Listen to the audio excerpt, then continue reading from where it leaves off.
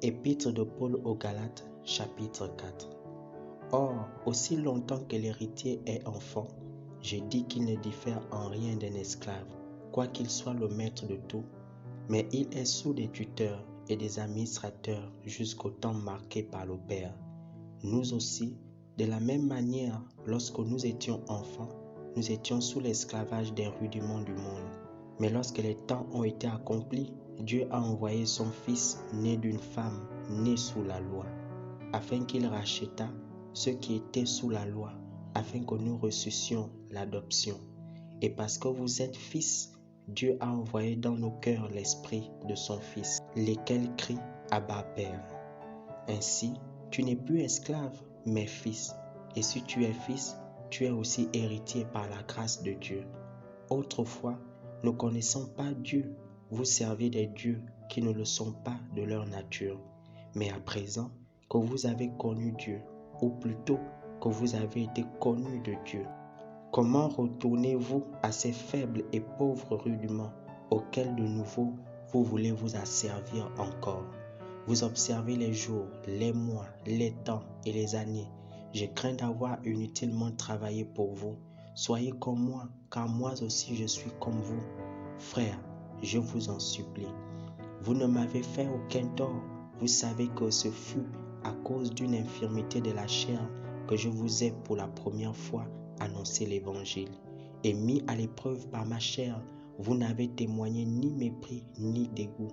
Vous m'avez au contraire reçu comme un ange de Dieu, comme Jésus-Christ. Où donc est l'expression de votre bonheur? Car je vous atteste que si cela eût été possible, vous vous serez arraché les yeux pour me les donner.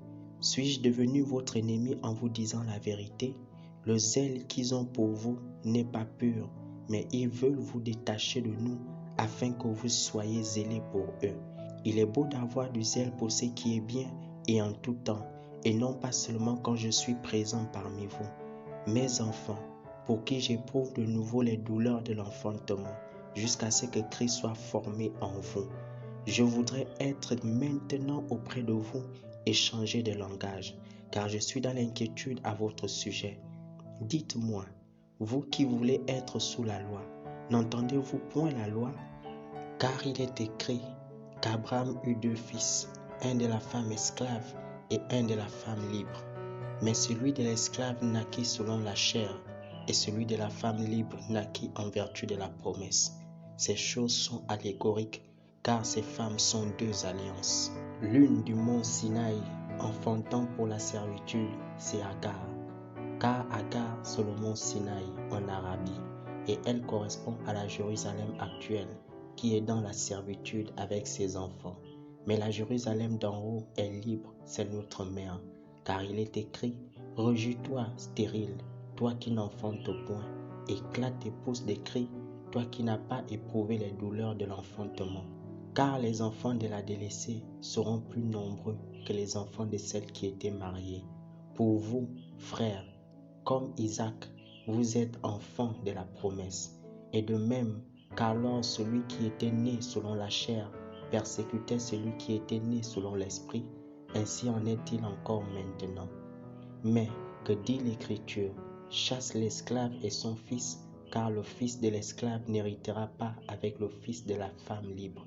C'est pourquoi, frères, nous ne sommes pas enfants de l'esclave, mais de la femme libre. Amen.